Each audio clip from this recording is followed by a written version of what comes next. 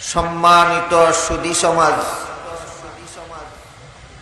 দূর দূরান্ত থেকে আগত সর্বস্তরের মুসলমান ভাইয়েরা আমার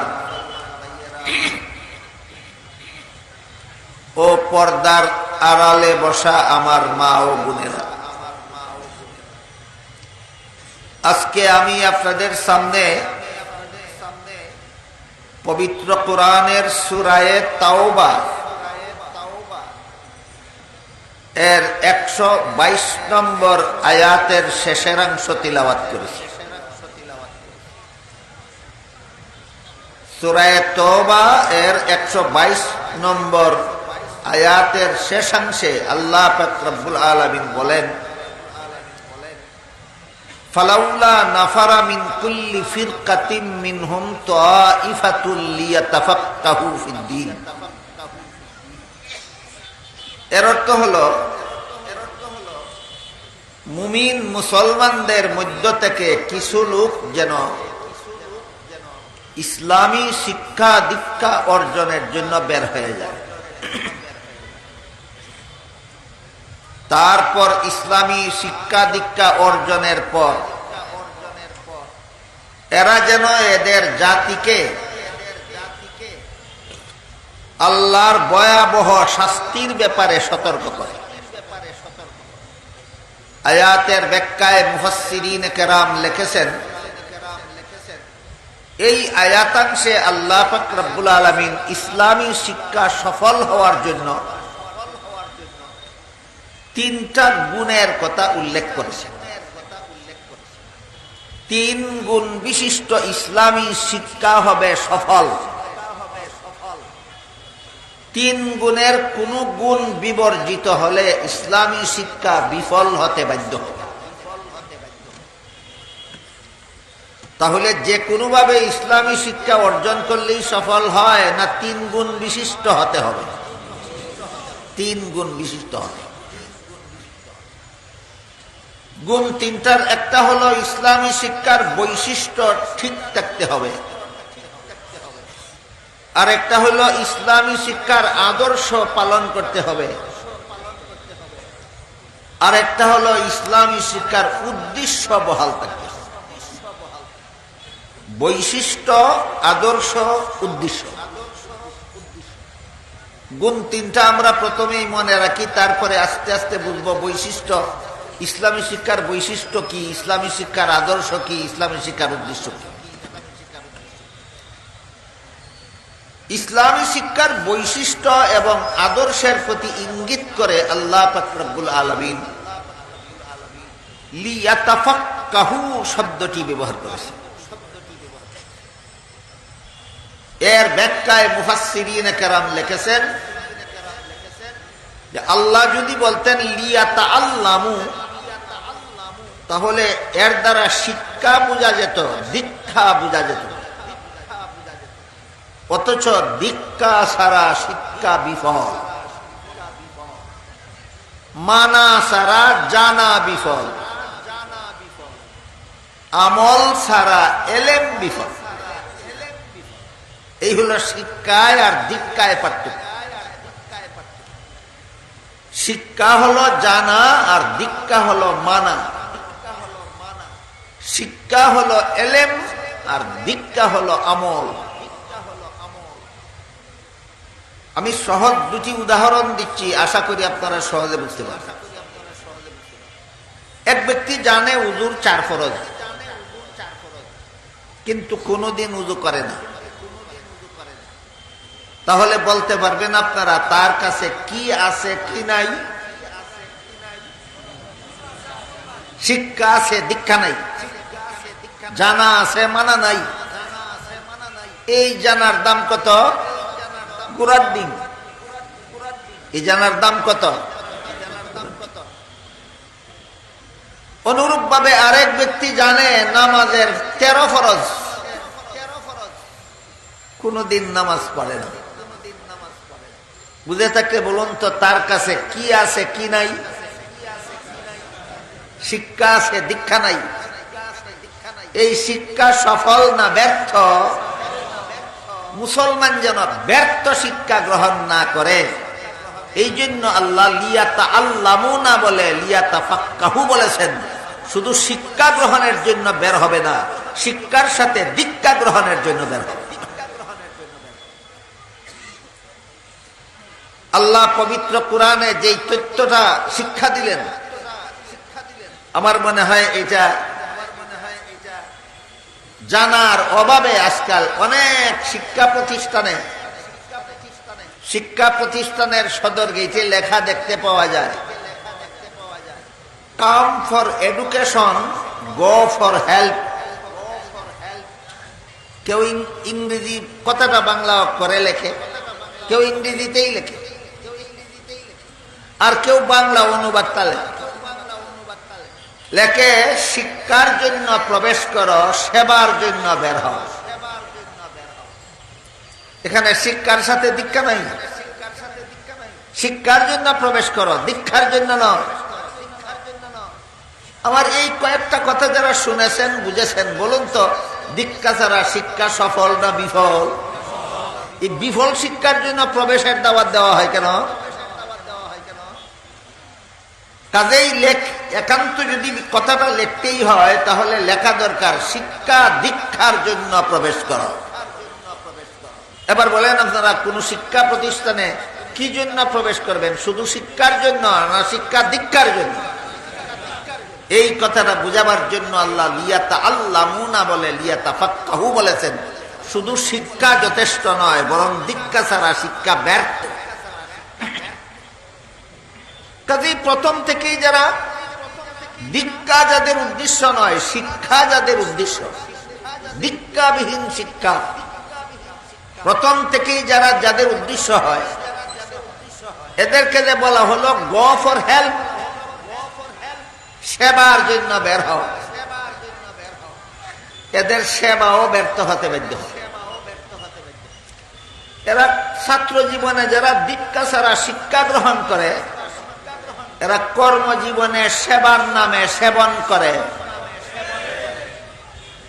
কথা বুঝেন আপনারা? আমার বুঝে থাকলে বলুন তো, ছাত্র জীবনে যারা দীক্ষা ছাড়া শিক্ষা গ্রহণ করে, কর্মজীবনে এরা সেবার নামে সেবন করে। এই হল ব্যর্থ শিক্ষার বিফলতা। দীক্ষা ছাড়া শিক্ষা ব্যর্থ, আর এই ব্যর্থ শিক্ষার বিফলতা হলো কর্মজীবনে এরা সত্যিকারের সমাজ সেবক হতে পারে না, এরা সেবার নামে সেবনকারী হয়। এছাড়া শুধু সেবার জন্য আল্লাহ মানুষ সৃষ্টি করেননি। মানুষ সৃষ্টির আসল উদ্দেশ্য সেবা নয়, সেবা আনুষঙ্গিক ব্যাপার। সেবার দরকার আছে, সেবাও দরকারি কাজ, কিন্তু এটা মৌলিক নয়, আনুষঙ্গিক। আল্লাহ পাক রব্বুল আলামিন মানুষকে মৌলিকভাবে সেবা করার জন্য সৃষ্টি করেননি, বরং বিভিন্ন আয়াতে বিভিন্ন হাদিসে বলা হয়েছে গোটা জগৎটাকে সৃষ্টি করা হয়েছে তোমাদের সেবা করার জন্য, আর তোমাদের সৃষ্টি করা হয়েছে আল্লাহর ইবাদত করার জন্য। আল্লাহ আসমান জমিন সৃষ্টি করেছেন মানুষের সেবার জন্য। আল্লাহ চন্দ্র সূর্য সৃষ্টি করেছেন মানুষের সেবার জন্য। আল্লাহ আকাশ বাতাস সৃষ্টি করেছেন মানুষের সেবার জন্য। আল্লাহ পাহাড় পর্বত সাগর সৃষ্টি করেছেন মানুষের সেবার জন্য। আল্লাহ জীব জন্তু সৃষ্টি করেছেন মানুষের সেবার জন্য। আল্লাহ গাছপালা তরুলতা সৃষ্টি করেছেন মানুষের সেবার জন্য। মানুষকে সৃষ্টি করেছেন একমাত্র আল্লাহর ইবাদত করার জন্য। কাজেই যেভাবে দীক্ষা ছাড়া শিক্ষা বিফল, তেমনি ভাবে ইবাদত ছাড়া সেবা বিফল। ইবাদত ছাড়া সেবা বিফল। মানুষের জীবনের মূল কাজ সেবা নয়, মানুষের জীবনের মূল কাজ আল্লাহর ইবাদত। কাজেই যেই শিক্ষার মধ্যে আল্লাহর ইবাদতের কথা নাই, এই শিক্ষাও ব্যর্থ শিক্ষা। যে শিক্ষার মধ্যে আল্লাহর ইবাদতের কথা নাই, এই শিক্ষাও ব্যর্থ শিক্ষা।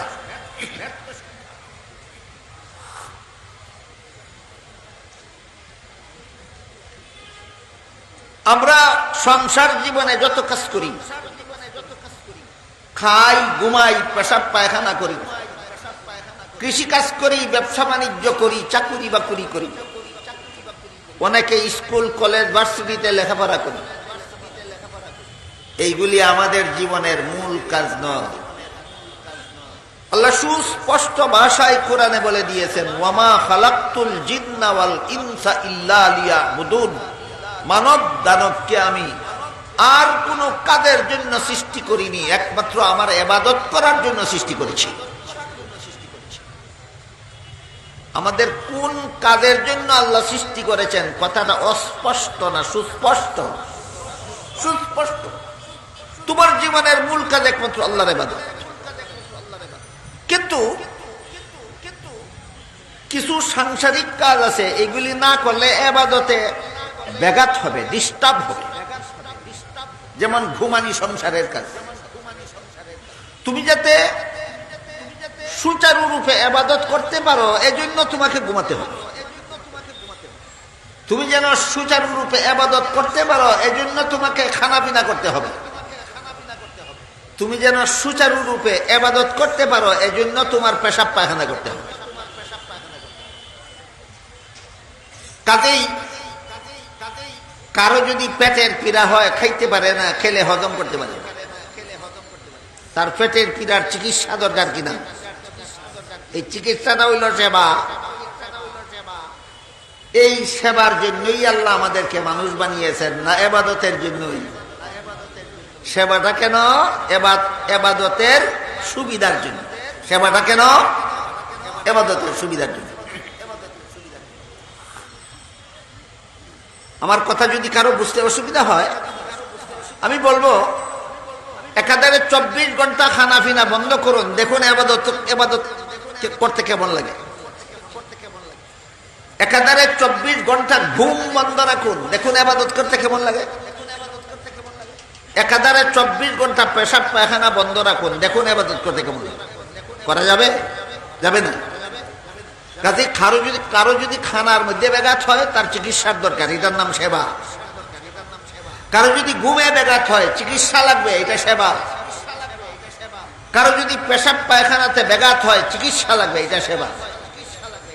তাহলে সেবাটাই মূল না সেবাটা আনুষঙ্গিক? মূল কোনটা? ইবাদত। তাহলে ব্যর্থ শিক্ষার জন্য প্রবেশ করব কেন, আর আনুষঙ্গিক সেবার জন্য বের হব কেন? স্লোগান যদি লিখতেই হয় তাহলে এইভাবে লিখুন, শিক্ষা দীক্ষার জন্য প্রবেশ কর, আল্লাহর ইবাদত ও বান্দার সেবার জন্য বের হও। তাইলে কথাটা ফিট হয়। আর যেভাবে লেখা হয় এইভাবে কথাটা আনফিট। আমি কি বিষয়টা আপনাদের বুঝাতে পারলাম? সুতরাং ইসলামী শিক্ষা সফল হওয়ার প্রথম গুণ হলো শিক্ষার সাথে দীক্ষা থাকতে হবে। দীক্ষা ছাড়া শিক্ষা বিফল, ব্যর্থ শিক্ষা। একজনে কোরআন হাদিসই শিখে কিন্তু এগুলি জীবনে বাস্তবায়ন করে না, বুঝে থাকলে বলুন তার শিক্ষা সফল না বিফল? ক্লিয়ার হইল? তাই আল্লাহ পাক রব্বুল আলামিন ইসলামী শিক্ষা সফল হওয়ার জন্য 3টা গুণের কথা উল্লেখ করে দিয়েছেন আয়াতাংশে। 3 গুণের প্রথম গুণ হলো বৈশিষ্ট্য। ইসলামী শিক্ষা সফল হওয়ার জন্য তার বৈশিষ্ট্য হলো শিক্ষার সাথে দীক্ষা থাকতে হবে। দ্বিতীয় গুণ হলো আদর্শ। আদর্শহীন ইসলামী শিক্ষা ব্যর্থ হতে বাধ্য। একটা সুনির্দিষ্ট আদর্শ মতো আমার ইসলামী শিক্ষা হতে হবে। যেমন একটা সহজ উদাহরণের মাধ্যমে আমরা কথাটা বোঝার চেষ্টা করি। আমার ইসলামী শিক্ষা সহি না গলত, আমার ইসলামী আমল সহি না গলত, আমার ইসলামী আকীদা বিশ্বাস সহি না গলত, এটা সাব্যস্ত করার জন্য হাদিস শরীফে আল্লাহর রাসূল দুইটা স্কেল বা মাপকাঠির কথা উল্লেখ করে দিয়েছে। রাসূলের ভাষায় মা আনা আলাইহি ওয়া আসহাবি, এর মর্ম হলো নবীর সুন্নত এবং সাহাবাগণের জমাত। এই দুইটা স্কেলের দ্বারা মেপে দেখো তোমার ইসলামী শিক্ষা সহি না গলত। এই দুইটা স্কেলের দ্বারা মেপে দেখো তোমার ইসলামী আমল সহি না গলত। এই দুইটা স্কেলের দ্বারা মেপে দেখো তোমার ইসলামী আকীদা সহি না গলত। কথা বুঝা থাকলে একটু দয়া করে বলুন। ইসলামী শিক্ষা, ইসলামী জীবন, ইসলামী আকীদা সহি না গলত যাচাই করার জন্য আল্লাহর রাসূল হাদিস শরীফে কটা স্কেলের উল্লেখ করেছেন? দুইটা। একটা স্কেলের নাম নবীর সুন্নত, আর একটা স্কেলের নাম সাহাবায়ে কেরামের জমাত। যারা মানে তাদের নাম আহলে সুন্নাত ওয়াল জামাত। নিজের শিক্ষা সহি না গলত, নিজের আমল সহি না গলত, নিজের আকীদা সহি না গলত যাচাই করার জন্য যারা নবীর সুন্নতকে মাপকাঠি রূপে গ্রহণ করে, যারা সাহাবায়ে কেরামের জমাতকে মাপকাঠি রূপে গ্রহণ করে, তাদের নাম আহলে সুন্নাত ওয়াল জামাত। তাদের জীবন বিশুদ্ধ ইসলামী জীবন। কাজেই ইসলামী শিক্ষা সফল হওয়ার জন্য তার আদর্শ হইল দুইটা জিনিস। ইসলামী শিক্ষা সফল হওয়ার আদর্শ নবীর সুন্নত এবং সাহাবাগণের জমাত। ইসলামী শিক্ষার আদর্শ দুইটা জিনিস, নবীর সুন্নত এবং সাহাবাগণের জমাত।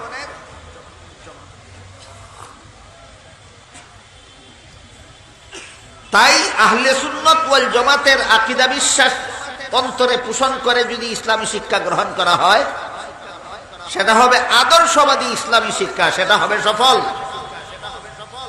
নবীর সুন্নত এবং সাহাবায়ে কেরামের জমাতের দ্বারা প্রমাণিত আকীদা বিশ্বাস যদি গ্রহণ করা না হয়, কুরআন শিখতে শিখতে কুরআনের পণ্ডিত হয়ে যেতে পারেন, হাদিস শিখতে শিখতে হাদিসের পণ্ডিত হয়ে যেতে পারেন, কিন্তু আপনার কুরআন হাদিসের শিক্ষা বিফল হতে বাধ্য। এর একটা উদাহরণ দিচ্ছি, উদাহরণটা আগের উদাহরণের মতো এত সহজ হবে না, একটু কঠিন হবে, তাই একটু মনোযোগে শোনার জন্য অনুরোধ জানাচ্ছি। আল্লাহ পাক রব্বুল আলামিন পবিত্র কুরআনের এক আয়াতে বলেন, লা ইয়ানালু আহদিজ জালিমিন।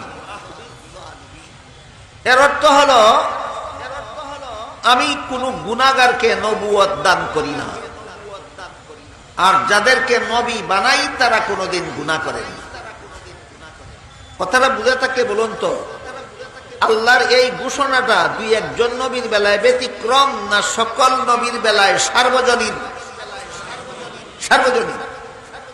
সমস্ত নবী রাসূলগণের বেলায় আল্লাহর নির্ধারিত সামগ্রিক মূলনীতি আল্লাহ কোরআনে পরিষ্কার ভাষায় ঘোষণা দিয়েছেন, আমি কোন গুনাহগারকে নবী বানাই না, আর যাদেরকে নবী বানাই এরা জীবনে কোনোদিন গুনাহ করে না। এই জন্য আহলে সুন্নাত ওয়াল জামাতের আকীদা বিশ্বাস হলো সমস্ত নবী রাসূলগণ আজীবন বেগুনাহ। সমস্ত নবী রাসূলগণ আজীবন বেগুনাহ। আপনাদের এই আকীদা বিশ্বাসের বিরুদ্ধে আপত্তি আছে দুই দলের। একদল হলো খ্রিস্টান, আর একদল ভ্রান্ত মতবাদী মুসলমান। আপনারা যে বিশ্বাস করেন নবীগণ বেগুনাহ, এর বিরুদ্ধে আপত্তি আছে। কত দলের? দুই দলের। একদল হলো খ্রিস্টান, আর একদল হলো ভ্রান্ত মতবাদী মুসলমান। আপত্তিটা আমি আপনাদের শোনাই, তারপরে আপনারা যদি মনোযোগে শুনেন জবাবটাও আমি ইনশাল্লাহ বলে দেব। আল্লাহ পবিত্র কুরআনের বিভিন্ন আয়াতে এবং রাসূল তার বিভিন্ন হাদিসে বলে দিয়েছেন, আল্লাহ আদম আলাইহিস সালামকে জান্নাতে দিয়ে বলেছিলেন জান্নাতের সব গাছের ফলমূল খাও, শুধু একটি গাছের ফল খেতে নিষেধ করেছিলেন। আপনারা কি জানেন শেষ পর্যন্ত আদম আল্লাহর নিষেধ পালন করতে পেরেছিলেন, না ইবলিসের দুকায় পরে লঙ্ঘন করে ফেলেছিলেন? লঙ্ঘন করে। এই ঘটনার রেফারেন্স দিয়ে সর্বপ্রথম খ্রিস্টানেরা আপত্তি উত্থাপন করে বলে, আল্লাহর আদেশ নিষেধ লঙ্ঘন করার নামই তো গুনাহ। আদম তো লঙ্ঘন করলেনই, কাজেই সর্বপ্রথম নবী তো গুনাহগার। যুক্তিটা একেবারে নরবরে যুক্তি না, একেবারে দুর্বল যুক্তি না যে আপনি ফু মেরে উড়িয়ে দেবেন। দেখেন যুক্তিটা কিভাবে সাজাইছে। সাজাইছে আল্লাহর আদেশ নিষেধ লঙ্ঘন করার নামই তো গুনাহ। হ্যাঁ, এটা ঠিক আছে, আদেশ নিষেধ লঙ্ঘন করার নাম। এরপরে বলে আদম তো লঙ্ঘন করলেন ওই। হ্যাঁ ঠিক আছে, আদম তো লঙ্ঘন করলেন, ফলাফল বের করছে, তাইলে তো আদম গুনাহগার হইলে নেই। সর্বপ্রথম নবী আদমই গুনাহগার। এই গুনাহগার পাপিষ্ঠ আদমের বংশে যত মানুষ জন্মগ্রহণ করেছে, পরবর্তীতে যত নবী জন্মগ্রহণ করেছে, সবগুলি জন্মগত পাপিষ্ঠ। বর্তমান দুনিয়ার খ্রিস্টানদের এইটাই মতবাদ। এই কথাটা আপনাদের মনে রাখা দরকার যে বর্তমান দুনিয়ার খ্রিস্টানদের ভ্রান্ত মতবাদ এইটাই, যে যেহেতু সর্বপ্রথম মানুষ, সর্বপ্রথম নবী আদম, সর্বপ্রথম পাপিষ্ঠ, এই পাপিষ্ঠ আদমের বংশে যত মানুষ জন্মগ্রহণ করেছে, পাপিষ্ঠ আদমের বংশে যত নবী রসুল জন্মগ্রহণ করেছে, সবগুলি জন্মগত পাপিষ্ঠ। এদের পাপ কি? তোমরা পাপিষ্টের ঘরে জন্মগ্রহণ করেছ, এটাই তোমাদের পাপ। আমার কথা বুঝে থাকলে বলুন, এই মতবাদ কার? খ্রিস্টানদের। বাংলাদেশে মুসলমানদেরকে খ্রিস্টান বানাবার জন্য একটা সংগঠন তাদের বাংলাদেশের স্বাধীনতার পূর্ব থেকে কাজ করে চলেছে। এটার নাম হলো খ্রিস্টান মিশনারি। বাংলাদেশ স্বাধীন হওয়ার পরে নাম দিয়েছে খ্রিস্টান মিশনারি বাংলাদেশ। খ্রিস্টান মিশনারি বাংলাদেশের পক্ষ থেকে যত বই পুস্তক প্রকাশ হয় আপনাদেরকে খ্রিস্ট মতবাদে দীক্ষিত করার জন্য, এর মধ্যে তাদের একটা বইয়ের নাম কোরআনের আলোকে বেহেশতে যাওয়ার পথ। নামটা শুনলে কি মনে হয় বইটা কোনো খ্রিস্টানের লেখা হবে? মোটেও না। এটা একটা শয়তানি চক্রান্ত। এমন চমৎকার শব্দ দিয়ে নাম লিখেছে, নামটা দেখলে যেন কোনো সাধারণ মানুষ কল্পনাও করতে পারে না যে এটা কোনো খ্রিস্টানের লেখা বই। নাম দেখলেই মনে করবে কোরআনের আলোক তো আলেম ছাড়া কেউ বুঝবে না, বেহেশতে যাওয়ার পথ তো আলিম ছাড়া কেউ চিনবে না, সুতরাং বইটা মনে হয় কোনো ভালো আলিমের লেখা হবে। নামটার মধ্যে এই শয়তানি। এবার বুঝে থাকলে বলুন, কোরআনের আলোকে বেহেশতে যাওয়ার পথ বইটা কি মুসলমানদের লেখা না খ্রিস্টানদের লেখা? খ্রিস্টানদের লেখা। খ্রিস্টান মিশনারি বাংলাদেশের পক্ষ থেকে প্রকাশিত এই বইয়ে লিখেছে, যেহেতু পাপিষ্ঠ আদমের বংশে জন্মগ্রহণকারী সমস্ত নবী রাসূলগণ জন্মগত পাপিষ্ঠ, তাই আল্লাহ শেষ পর্যন্ত একজন নিষ্পাপ নবী জন্ম দেওয়ার উদ্দেশ্যে পাপিষ্ঠ আদমের বংশে জন্ম না দিয়ে আল্লাহ নিজের ঔরসে জন্ম দিলেন। সেই নিষ্পাপ নবী হলেন একমাত্র হযরত ঈসা আলাইহিস সালাম। খ্রিস্টানদের বইয়ের রেফারেন্স বুঝে থাকলে এবার বলুন, নবীগণকে পাপিষ্ঠ মনে করা মুসলমানি আকীদা না খ্রিস্টানি আকীদা? এই গেল। আল্লাহ যে কোরআনে বলেছিলেন, আমি কোনো গুনাহগারকে নবী বানাই না, আর যাদেরকে নবী বানাই এরা গুনাহ করে না, এর বিরুদ্ধে সর্বপ্রথম আপত্তি খ্রিস্টানদের। দ্বিতীয়ত আরেক দল আছে ভ্রান্ত মতবাদী মুসলমান, এই মুসলমানদেরও আপত্তি, নবীগণ বেগুনাহ নয়। খ্রিস্টানেরা যে আদমের ঘটনার দ্বারা দলিল দিতে চায়, ভ্রান্ত মতবাদী এই সমস্ত মুসলমানেরাও সেই একই সিস্টেমে, একই পদ্ধতিতে, একই ঘটনার ভিত্তিতে আদমকে গুনাহগার সাব্যস্ত করতে চায়। আমরা এবার আপত্তির জবাব বোঝার চেষ্টা করি। মানুষের কোন কাজ যদি আল্লাহর বিধানের, কোন কাজের দ্বারা যদি আল্লাহর বিধান লঙ্ঘন, অর্থাৎ আল্লাহর আদেশ নিষেধ লঙ্ঘন করলে গুনাহ হয়, কথা ঠিক। কিন্তু এই কথার সম্পর্ক জান্নাতি জীবনের সাথে নয়, দুনিয়ার জীবনের সাথে।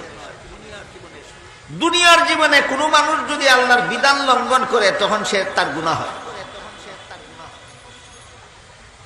মানুষের কোনো কাজের সাথে সওয়াব গুনার সম্পর্ক দুনিয়ার জীবনে, জান্নাতি জীবনে নয়। জান্নাতি জীবনের কোনো কাজে সওয়াবও নাই, গুনাহও নাই। জান্নাতি জীবনের কোনো কাজে সওয়াবও নাই, গুনাহও নাই। এবার বলুন, আদম নিষিদ্ধ গাছের ফল খেয়েছিলেন দুনিয়ার জীবনে না জান্নাতি জীবনে? এর সাথে তো কোনো সওয়াবেরও কোনো সম্পর্ক নাই, গুনারও কোনো সম্পর্ক নাই। তাহলে খ্রিস্ট মতবাদ আর ইসলামী মতবাদে পার্থক্য আছে কিনা? এই পার্থক্য যে সমস্ত মুসলমান বুঝে না, মানে না, এরা ভ্রান্ত মতবাদী মুসলমান। এরা মুসলমান নামদারি, কিন্তু আকীদা পোষণ করে খ্রিস্টানের। এছাড়া দুনিয়ার জীবনেও আল্লাহর নিষিদ্ধতার কথা ভুলে গিয়ে যদি লঙ্ঘন করে, তাহলে দুনিয়াতেও গুনাহ হয় না। যেমন রমজান মাসের দিনের বেলায় রোজাদারকে আল্লাহ খানাপিনা করতে নিষেধ করেছেন, জানেন কি আপনারা? কিন্তু কোন রোজাদার যদি নিজের রোজার কথা ভুলে গিয়ে খানাপিনা করেই ফেলে, কারো জানা থাকলে বলুন তো কি পরিমাণ গুনাহ হয়? কেন? জেনে শুনে লঙ্ঘন করেছে না ভুলবশত। আদমের নিষিদ্ধ গাছের ফল খাওয়ার ব্যাপার আল্লাহ কোরআনে বলেন নাসিয়া আদম, আদম ভুলবশত খেয়েছে। তুমি ভুলবশত আল্লাহর বিধান লঙ্ঘন করলে গুনাহ হয় না, আর তোমার বাবার বাবার বাবা 14 গোষ্ঠীর বাবা আদমে ভুলবশত বিধান লঙ্ঘন করলে গুনাহ হয়। তোমার ইসলামী শিক্ষা আদর্শহীন, তোমার ইসলামী শিক্ষা। এবার বলুন, আদর্শহীন ইসলামী শিক্ষা সফল না বিফল?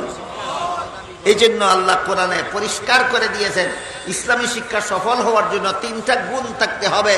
প্রথম গুণ হলো শিক্ষার সাথে দীক্ষা, আর দ্বিতীয় গুণ হলো আদর্শহীন ইসলামী শিক্ষা। আদর্শহীন না আদর্শ সম্মত? এবার বলুন, ইসলামী শিক্ষা সহি না গলত যাচাই করার আদর্শ কি? সুন্নতে রাসূল আর জামাতে সাহাবা, যারা মানে এদের নাম আহলে সুন্নাত ওয়াল জামাত। কিন্তু দুঃখের বিষয়, আমি গতকাল বললাম কিনা মনে নাই,